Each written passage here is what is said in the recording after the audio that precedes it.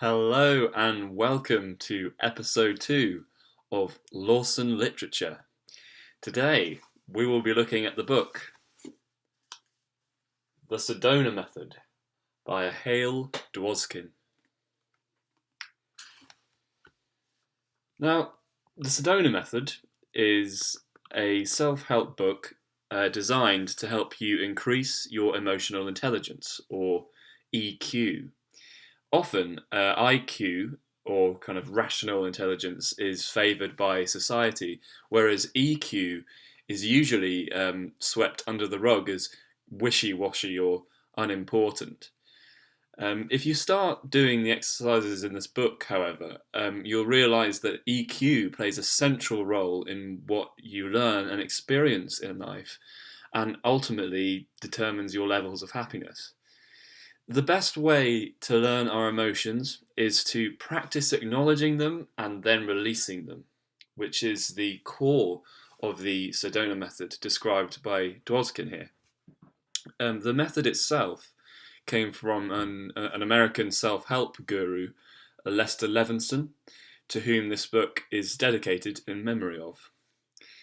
And that kind of gives you an overview of what the Sedona method is. So without further ado, I'll go straight into the citations of this book. On page 17, Dwoskin begins by saying, "Please don't believe anything in this book unless you can prove it for yourself. Just because something is said in writing does not make it so. Especially with authorities of any kind, there is a tendency simply to accept what is said on hearsay and belief. Lester strongly believed that we should avoid doing this with our teachers. Instead, we should allow ourselves to stay open to a teacher's message as an experiment in growing. We should only accept what he or she teaches once we can verify it through our own direct experience." He called this taking it for checking. I suggest that you take for checking everything you're exposed to in this book. Give yourself permission to be as open to the message as you can without accepting it on blind faith. The material will have much more value for you once you've explored and applied it or checked it under real life conditions. So I suppose here books like the Bible and other kind of scriptures come to mind, where they kind of give the book to you and they sort of tell you to just believe it on hearsay and belief, when actually you kind of have to question things sometimes. And that's why you shouldn't take everything you read literally all the time. You shouldn't, because you just don't know where it's from. It's like picking up a turd on the street and just sort of eating it. It's like you don't know where it's come from. You don't know what's behind it, what's in it, what it might do to you, what implications it might have on your life, particularly. So there are all these different sort of consequences that can happen if you don't apply critical thinking to what you study.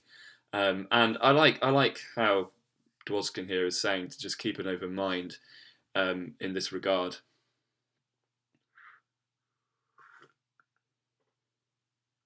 Moving on, page 80.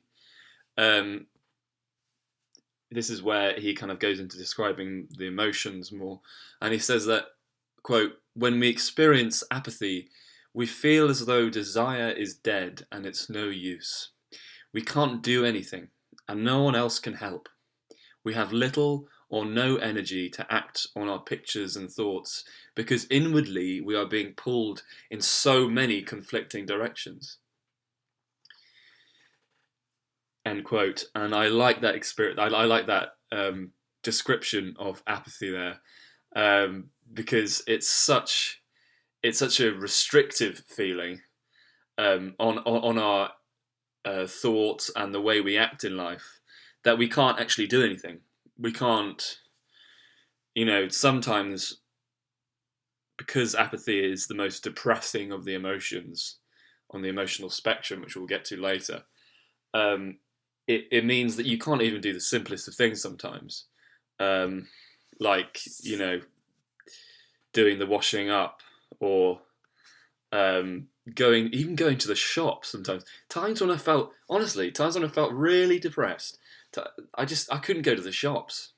I couldn't even do that. Like just going to the shop. It sounds silly, doesn't it? But there are very simple things you can't do when your emotions don't let you, and that is the power of actually releasing emotions, which obviously um, we'll get to in a bit. But page 27, Dwoskin goes on to describe sort of the letting go, feelings of letting go. And this is what will lead us to the object of the day, which is a ball. Yep, you guessed it. It's a ball. And you will find out why I have this ball as I describe this quote to you. So, letting go or releasing is a natural ability that we're all born with, but which we get conditioned against using as we mature into adulthood. Where so many of us frequently get stuck is that we don't know when it is appropriate to hold on, and most of us err on the side of holding on, often to our detriment. There are a few synonyms for holding on and letting go that will probably make this point much clearer. Closing and opening, for example, or when you are throwing a ball, you need to hold your hand closed around the ball through much of your arm motion. But if you don't open your hand and release the ball at the appropriate time, the ball will not go where you want it to go. You could even get hurt. I don't know how you get hurt by that, but you can see what I mean. The ball won't go anywhere. Anyway, back to the quote. Other synonyms are contraction and expansion, and as such. In order for us to breathe, for example, we contract our lungs to force the used air out, and then we expand them, filling them with air. We can't only inhale. To complete the breathing process, we must also exhale. Tensing and relaxing our muscles is another example. So, tense up muscles, but we also need to kind of just relax them as well.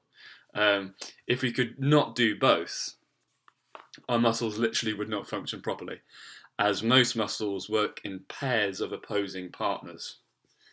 End quote. And I like that idea of needing these two forces. We need to constrict sometimes. Yeah, we need to hold sometimes, but we also need to let go. And it's this kind of yin and yang type thing where the holding relies on the letting go, and the letting go relies on the holding. It's just one of those weird sort of paradoxes of life that you just have to get the balance right, and have that smooth transition from the tightening to the letting go. And this is what the Sedona Method allows you to do. It allows you to move from the kind of constricted, holding on to your emotions part. Imagine like a ball. Your emotions are like a ball. You need to throw the ball, but a lot of people, instead of throwing the ball, they can't let it go. They'll just keep holding on to it. Whereas people who use the Sedona Method, they throw the ball, and they throw it away. I just did that. So, moving on to the next quote is page 35. We have the releasing flow chart here. And in this flow chart, you have these kind of more negative emotions like apathy, grief, fear, lust, anger, and pride. And once you release these, they kind of lead to courageousness, acceptance, and peace. And I'll kind of describe these to you. So, for example, tension. Once you release tension, you'll become relaxed. Once you release unhappiness, you will become happy. Once you release confusion, you will become clear. Dead, alive, obviously. Heavy, light. Closed, open. Contracted, expanded. Unproductive, productive. Ineffective to effective. And that's probably the last example they've got there. And yeah, I like that. I like that whole that idea of releasing, and it describes it's obviously the different ways which you can release from an emotion into more pleasant emotions. As you may have noticed, the emotions that you move into are much more pleasant. Like, I'd much rather be relaxed, say, than tense, or I'd much rather be happy than unhappy, or clear rather than confused. So the key really isn't necessarily to drop all of your emotions here, but to move into emotions which serve a more useful purpose to you. And I think that's what Dwoskin is getting at in this table. On page 48, Dwoskin summarizes what I see as kind of the basic foundation of the Sedona Method. So basically, this is what I do whenever I have a really negative, depressive feeling coming on, or feeling of fear. I just want to let go of the emotion. I'll kind of stop and go, right, question 1, could I allow this feeling? And you kind of think about it. Question 2, could I let this feeling go? Question 3, would I let this feeling go? And finally, when will I let this feeling go? When will I let this feeling go? And what you do is you repeat that process again and again and again until you reach this point of serenity. And you will, if you repeat these 4 questions. I'll just remind you of them again. Honestly, I would say to write these down, because these have been really useful to me in the past year or so. So question 1, and I'll sort of say, before question 1, you want to identify the feeling, actually. So say it's anger, or no, say it's fear. Let's say you're feeling fear. You identify the feeling. Right, I'm feeling fear. I know I'm feeling fear. This is what I'm feeling. And then you ask the 4 questions. So you go, 1, could I allow this feeling of fear? 2, could I let this feeling of fear go? 3, would I let this feeling of fear go? And finally, 4, when will I let this feeling of fear go? And yeah, so keep practicing that. And if you do that, you will release your emotions and not be such a slave to them, hopefully.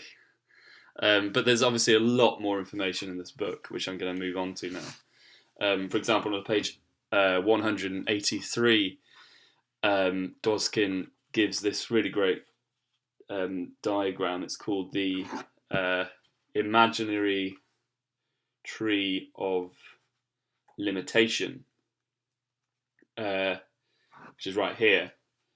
As you can see, right there. Yeah, no, there we go. Let's let you look at it for a bit. Yeah, so obviously at the bottom you've got things like, you've got what he calls the four basic wants, which are wanting approval or control, wanting to be separate, wanting security, and wanting to be one. And these are at the root of the tree. And then from this tree comes sort of this trunk, and then all these branches which describe the 9 different emotional states. So you've got apathy, lust, grief, fear, peace, anger, pride, acceptance, and courageousness.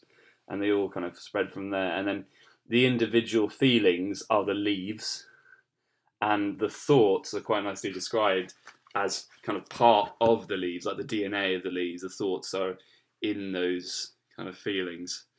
And that is this tree is the tree of limitation. It's the tree that stops us from doing things we want to do in life.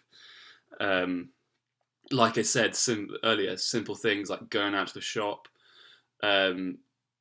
meeting someone at a bar, I don't know, reading or whatever, literally whatever you want to do in life. Going and making a coffee. It's probably a very simple task, but even that could require some kind of emotional push, if you like. So, moving on, I just want to describe these 9 emotional states that Dwoskin talks about, because here on page 106 and 7, he basically lists the 9 emotional states, and then all of the kind of relevant sub-emotions that go under each of the 9. So, for example, and what happens is in these 9 emotional states, they get increasingly more quote-unquote positive. However, emotions in reality aren't necessarily positive or negative. That's just an interpretation you put on the emotion. But let's continue anyway. So obviously we start at the lowest of the lowest with an emotion called apathy.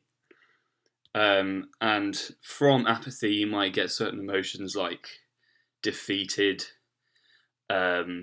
demoralized, indecisive, depressed, lazy, unfocused, vague, wasted, what's the use, worthless, desolate, and despair.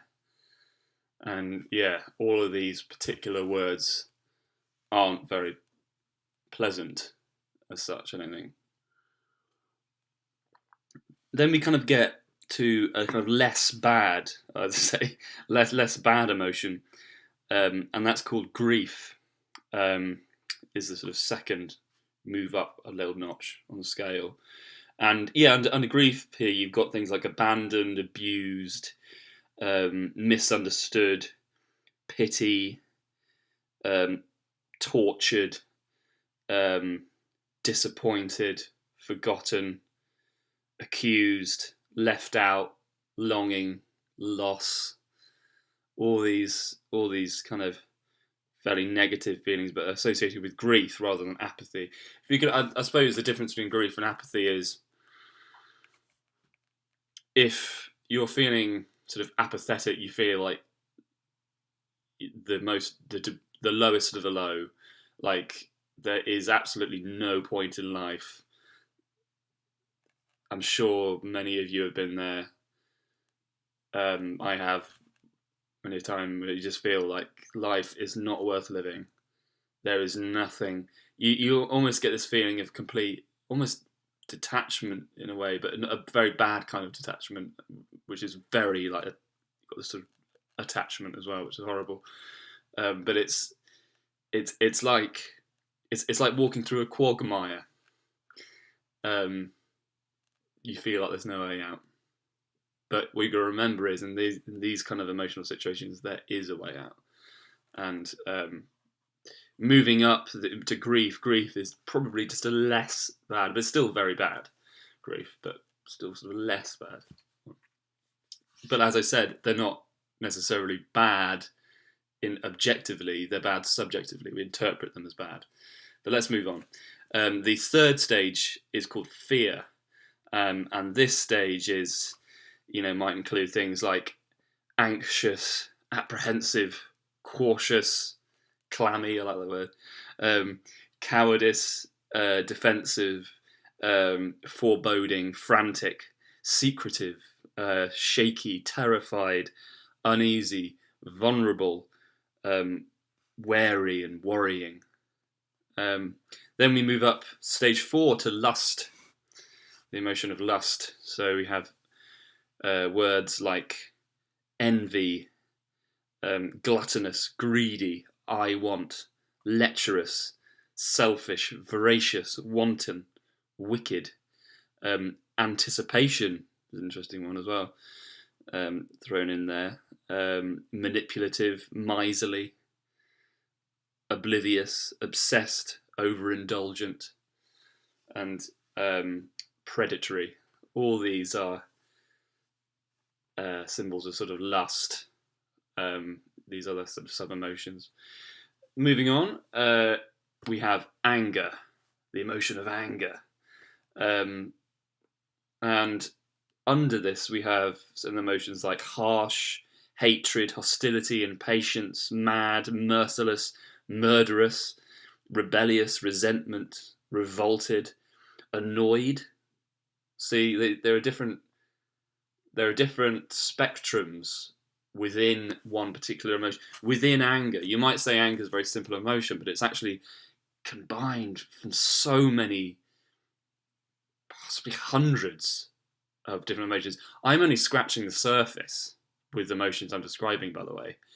There are hundreds of possible emotions that could describe each of the central 9 emotional states I'm describing right now. So yeah, anger can include so many different things. Petulant, stubborn, sullen, vengeful, vicious, violent, volcanic. I like that one. Wicked and willful are in there as well. And then we move up the spectrum to an emotion which we wouldn't necessarily interpret as quote unquote bad, but it's not kind of good either. It's called pride. And the emotion of pride, we have things like arrogant, so we might say that's bad, but we also have things like clever. Clever. Would we say clever was bad? I mean, it's more sort of like a midpoint, isn't it? Then we have dogmatic, so like clinging to your beliefs. That's pride. In a way, it's not a very great thing to have. But then again, icy would have icy. Icy is quite an interesting emotional state. We wouldn't say that's necessarily bad. Selfish, smug, snobbish, special, spoilt, stoic, stubborn, superior, and vain. So all these describe this kind of emotion of pride there. And now we move to the 3 sort of positive emotions. If you remember from the releasing chart I showed you earlier, these begin with level 7 of the emotional spectrum, which is courageousness. And here in courageousness, you see quite a positive emotion, which you get ones like eager, enthusiastic, flexible, focused, responsive, secure, visionary, lucid, happy, honourable, humorous, and spontaneous as well. This is kind of courageousness in a way. It's a quote unquote positive emotion. Again, that's just an interpretation. It's not necessarily a positive or a negative emotion. Emotions just are. Bearing that in mind, I'll stop hammering that point now because I've probably made it quite a lot of times. Acceptance is number 8 on the level of emotions, and here you have things like centered, clarity, compassion, motivated, non-resistant, responsive, secure, self-confident, sharp, strong, supportive, tireless, vigorous, visionary, willing, and zest. So here you have a kind of state which isn't necessarily, it's probably less action oriented acceptance than courageousness implies you doing something, whereas acceptance implies you just being and just being happy, and kind of accepting what it is. And then finally we move to the peak emotional experience you can get in life, and this one is called peace. And in peace, when you are in peace, you have it begins, the first sort of subdivision describing this emotion is called ageless, which is a really interesting thing. It's like you're eternal. Like you even, I just imagine one of these wise old yogis in the Himalayas, with these Buddhist monks who are about 90 years old, and to them they don't mind about their age because they've sort of become enlightened, and they don't mind about death. They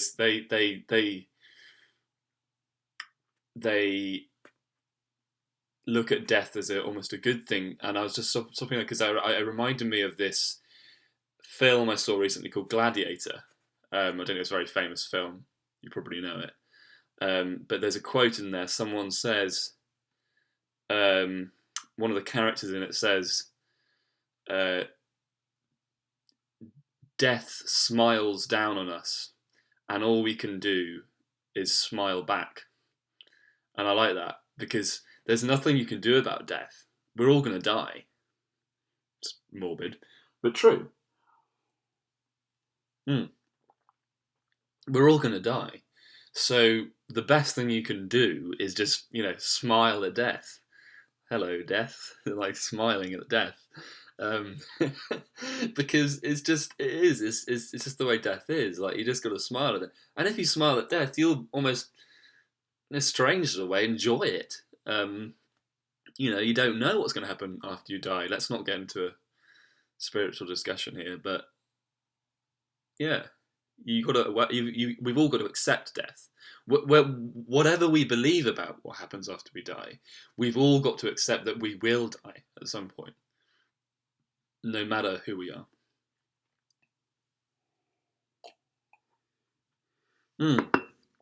Anyway, I went off on a bit of a tangent there. I was talking about all the subdivisions of peace, and here we have things like boundless, calm, again eternal, free, fulfilled, glowing, I am, light, oneness, perfection, pure, quiet, serenity, space, still, timeless, tranquility, unlimited, and whole. These kind of words, they send shivers down my spine when I read this, and I hope they sent shivers down yours too. They're particularly good.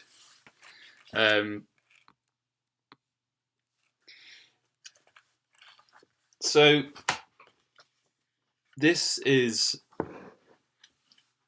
where I move on. I'll move on to page 280. But yeah, just keep bearing in mind all those different 9 emotional states I told you about. It's very important to remember those. Actually, I'm actually going to move on to page 277 in the chapter called "The Secret of Letting Go of Fear and Anxiety." And here on page 277, Dwoskin recalls something Lester Levinson, if you remember, he invented the Sedona Method, told him. He said, quote, "Lester Levinson used to say, 'Fear and it will appear.' He had observed that fear, or any type or degree, from extreme chronic anxiety and panic attacks to run-of-the-mill worrying and fretting, even the jitters, is a sticking place in our consciousness. By placing a continual emphasis on avoiding what we fear, we call it to mind over and over again, like a perverse mantra or focal point for meditation, and it becomes a program limiting our happiness and freedom. Fear can prevent us from doing what we'd like or need to do, because we construct elaborate what-ifs or expectations around taking action. Fear also stops us from letting go of our problems, since we can't predict what will happen when we drop our guard. There is an acronym. Fear equals false evidence appearing real. That I often share with my students, because most people's fearful expectations are totally unfounded. Even when fears appear to have a foundation in reality, they are usually blown away way out of proportion to the actual risk, even if there isn't any. It's clear that anything that can help us let go of fear more easily can make a tremendous difference in our lives. End quote. And yes, that's true. Fear and it will appear. Remember that. It's not actually real until you make it real. So fear doesn't actually exist at all. Objectively, it's a subjective feeling. Like I said about fearing your emotions. The emotions aren't necessarily good or bad; they just simply are. And it's the same. Fear is just an emotion.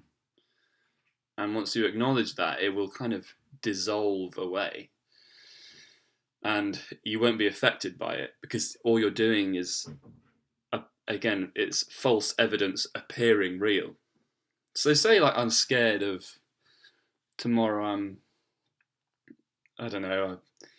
I'm scared that I'm gonna walk on the way to uni. I'll walk past some bully or something. He's gonna steal my bag and rob me and stuff. It could happen, I guess. I don't know why I came up with that particular example because it hasn't happened. But say, hypothetically, that was going to happen. That hasn't actually happened yet. That's just the false evidence appearing real. So that's just me, my image of getting robbed by this bully is appearing real, even though it's not actually happening. And so it's a really interesting thing to notice, is that it's not actually real. It's just a story created in your mind. So we were talking about fear then, just before the break. And on page 280, Dwoskin gives a shortcut for releasing fear.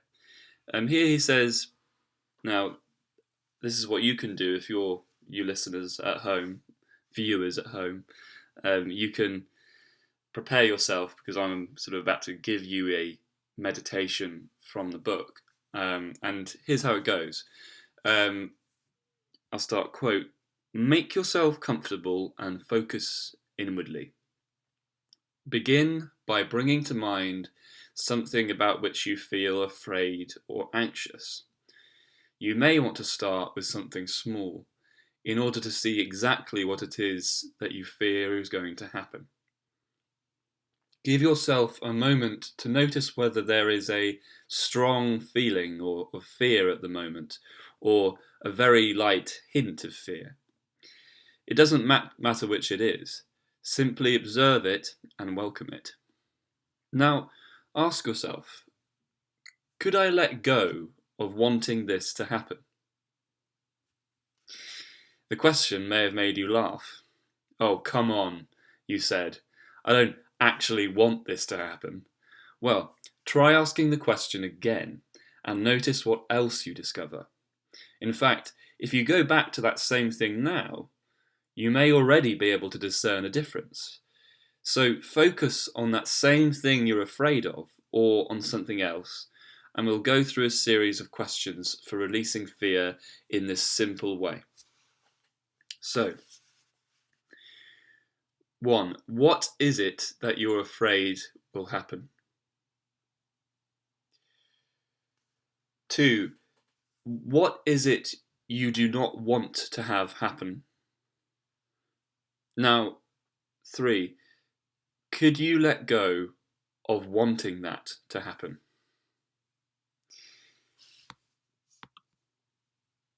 Once you've gotten over the initial shock of the fact that somehow you want a negative thing to happen, it's often very easy to let go of the fear in this way, because consciously it's not truly what you want. End quote. And here, this may have confused you, this sort of meditation, slightly, but sort of run with me for the moment, because it is actually a very quick way of releasing fear. It's actually realizing that you actually desire the fear to happen. There's a kind of almost perverse part of you that almost kind of, I don't know if you noticed it, but it actually does want the fear to come true.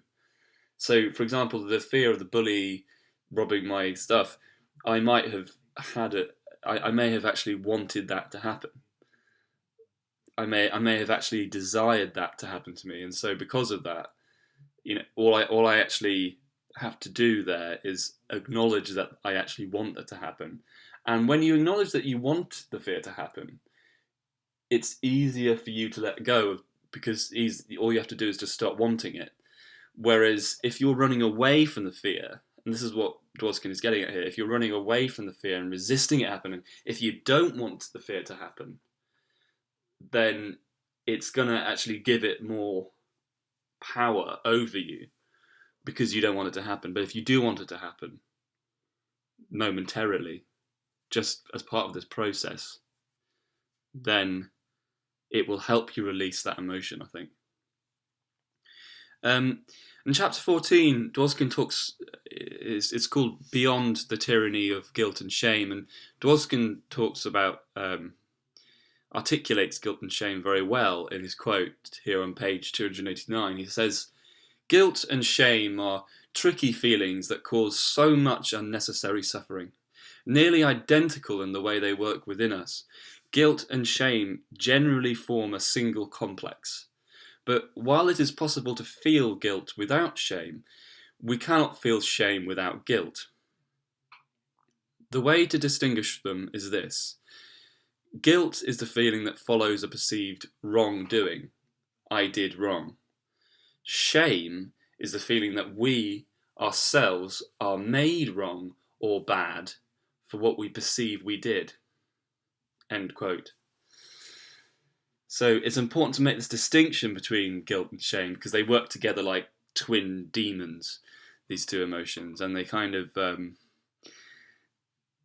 they work together in the way that guilt is, as he said, is a feeling that follows a perceived wrongdoing. So guilt is more of a doing word. I did wrong because I didn't bother to clean up the dishes today. So I did wrong. I didn't bother to do that. And so I did wrong. However, the shame from that would then be me saying, oh, therefore, because I did wrong, I am wrong. And that's what really gets us down and gives us a low sense of self-worth. And if you remember the first episode, if you watched the first episode of Lawson Literature, where I talked about the book I Love Me by David Hamilton, and he mentions this idea of releasing the I am from your kind of vocabulary when talking about yourself, because it's not useful to have. You don't want to be constantly labeling yourself, I am this, I am that. Just because no matter what you've done, you could have done the worst thing, you could have murdered someone, whatever.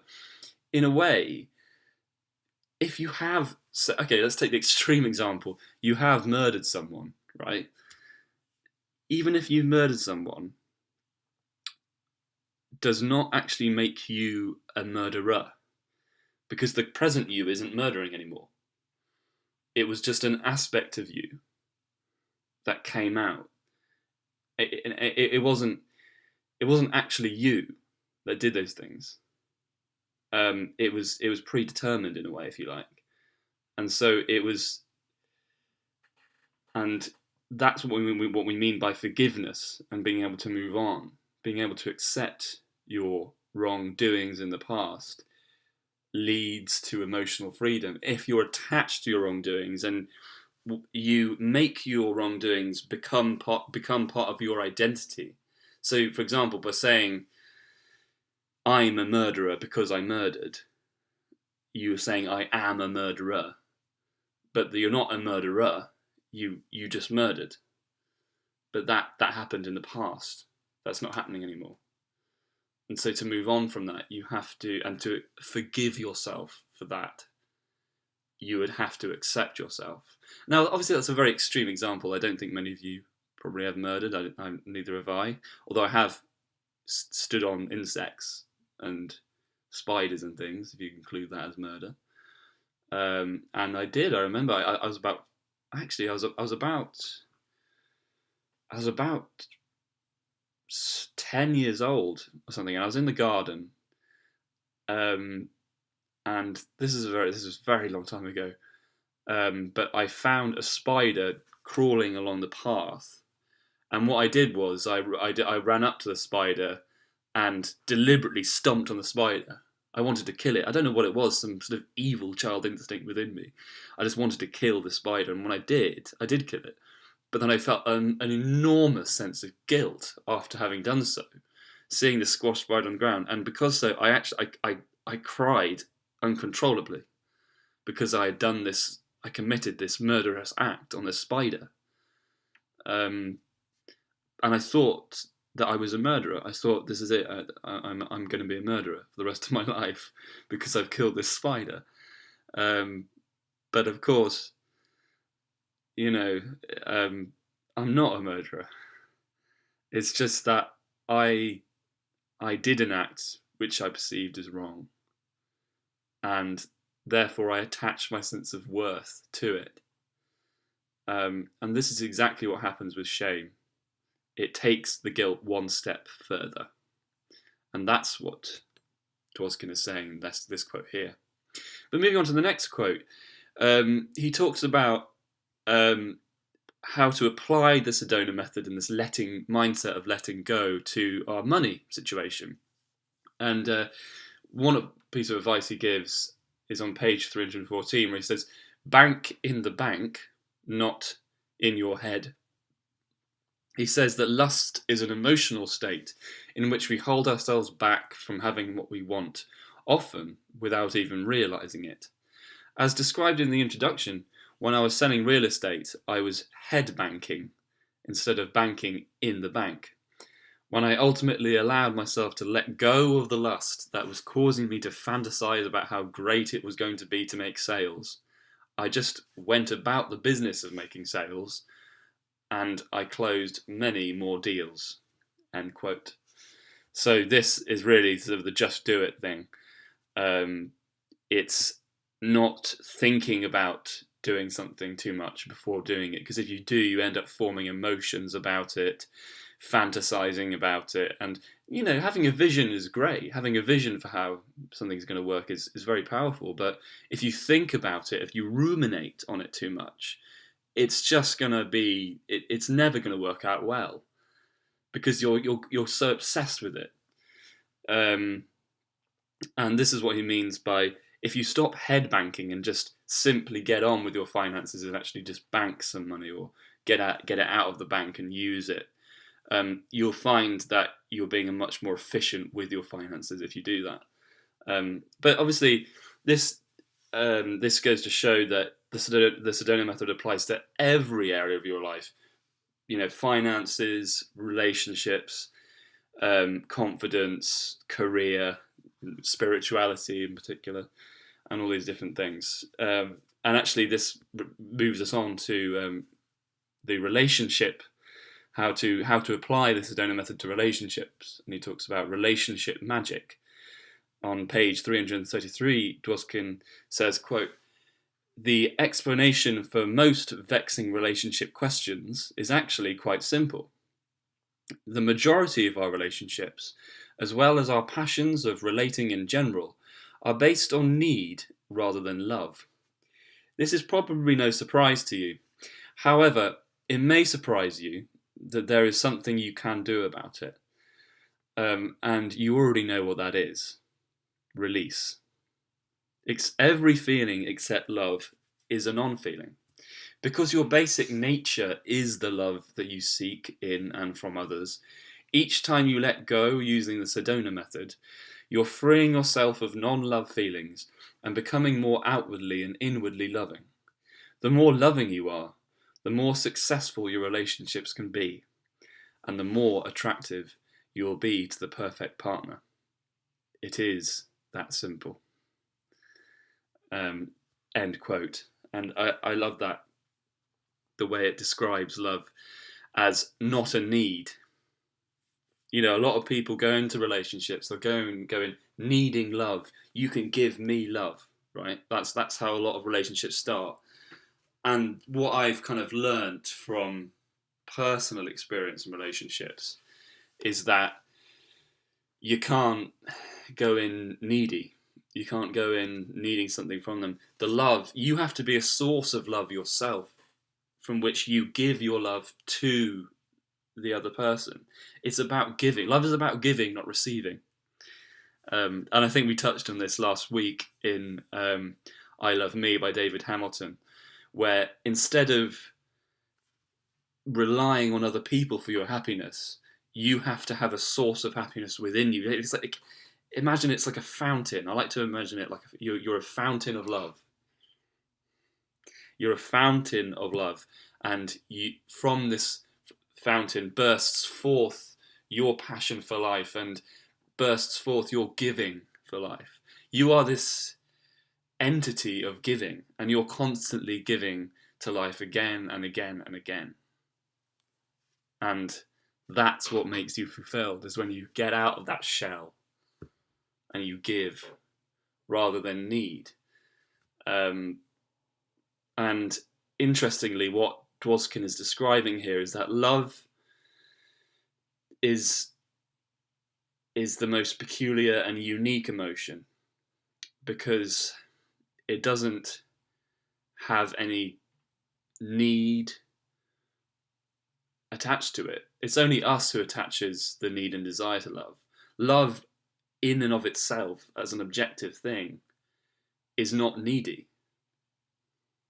And that's what makes it so amazing, because it's just constantly giving all the time.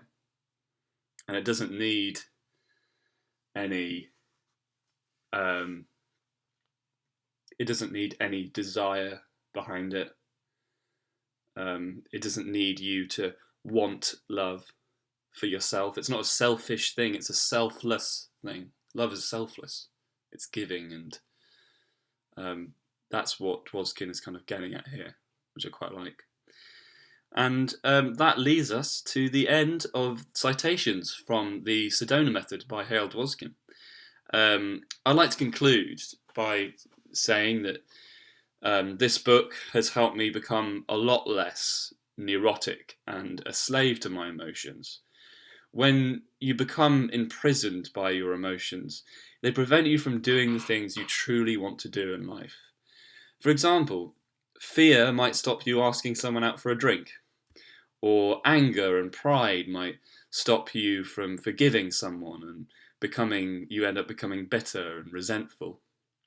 And finally, I like to end by saying that none of us are born with emotional intelligence. It is an art form. Instead of running away or feeling ashamed of emotions, you should instead embrace each and every one of them like they were your own child. And yes, this especially includes the worst emotions like apathy and anger, which you can only release once you acknowledge and accept them. The Sedona Method allows you to do exactly this. All right, that's it from me. Thank you for listening to episode 2 of Lawson Literature. Be sure to be around next Sunday, where I will be reviewing the next literature review on Lawson Literature. So thank you so much for viewing this. I'm very grateful to all my viewers so far, and I hope this series continues. Thank you very much for watching. Goodbye.